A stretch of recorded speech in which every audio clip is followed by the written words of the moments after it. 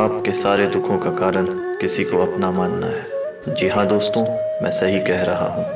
अगर आप मेरी बातों से सहमत नहीं तो मैं आज आपको एक कथा के माध्यम से मेरे बातों में कही गई सच्चाई से आपको वास्तविकता का बोध कराता हूँ।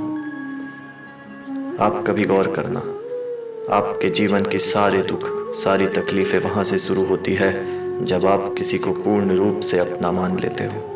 जहाँ आपको अपनेपन का भाव होता है, वहीं से आपके दुखों की शुरुआत होती है। ये मेरा अपना है, ये भाव आपको दुख देता है। एक व्यक्ति के पास बहुत बड़ा महल था। उसने अपने जीवन भर की सारी संपत्ति लगाकर उस महल को बनाया था। यहाँ फिर उसके अंदर ये भाव प्रकट होता है कि ये मेरा अपना मकान है, ये मेरे द्वारा निर्माण किया हुआ मेरे सपनों का महल है। उसके आसपास के सभी लोग उसके महल को देखकर सोचते थे, काश ऐसा महल मेरे पास भी होता। वो व्यक्ति सभी लोगों के मन की बात तो जानता था, और यहीं से शुरू होती है उसके अहंकार की शुरुआत। ये मेरा घर है, ये मेरा अपना है। एक दिन वो व्यक्ति बाजार गया था।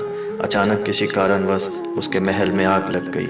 उसे जैसे इस बात का बोध हुआ, वो पागलों की तरह भागता हुआ अपने सपनों के महल को बचाने के लिए दौड़ा। वो महल के पास पहुंचकर बहुत प्रयास करने लगा कि उसके महल की अग्नि शांत हो जाए। वो उस अग्नि को शांत करने का जो भी प्रयत्न करता, वो व्यर्थ हो जाता। अंत में हार कर वो वहीं जोर जोर से विलाप करने लगा, अपने भाग्य को, परमात्मा को कोसने लगा। उसे लगा मानो उसके जीने की वजह किसी ने छीन ली हो, उसके खुशियों को मानो किसी की नजर लग गई हो। अचानक उसके पास एक दूसरा व्यक्ति आया और कहा, क्यों अपने भाग्य को कोसते हो मूर्ख, आंसू पोंछो।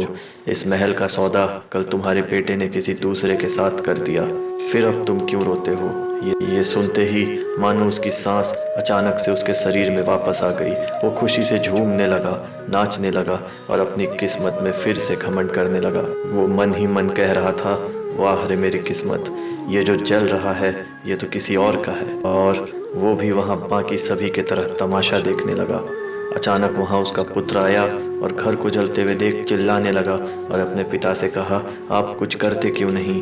उसके पिता ने कहा, मूर्ख, ये अपना थोड़ी है, इसका सौदा तो तुमने कल ही किसी दूसरे के साथ कर दिया। उसके पुत्र ने कहा, सौदा करने तो गया था, मगर सौदा हुआ भी नहीं है पिताजी। उसने जब ये बात सुनी कि इस महल का सौदा अभी तक नहीं हुआ है, वो फिर फूट फूट कर रोने लगा और आग बुझाने की नाकाम कोशिश करने लगा और फिर से अपने भाग्य और परमात्मा को कोसने लगा। दोस्तों, ये आपका अहंकार, ये मेरा अपना है, ये मेरा अपना है, ये सभी आपका साथ अपने मतलब के बाद छोड़ देंगे। फिर हम और आप भी उस व्यक्ति की तरह जलती हुई वस्तु को अपना मानकर अपने भाग्य को कोसते हुए, रोते बिलखते हुए उस अग्नि को शांत करने का प्रयास करेंगे जो कभी अपना था ही नहीं।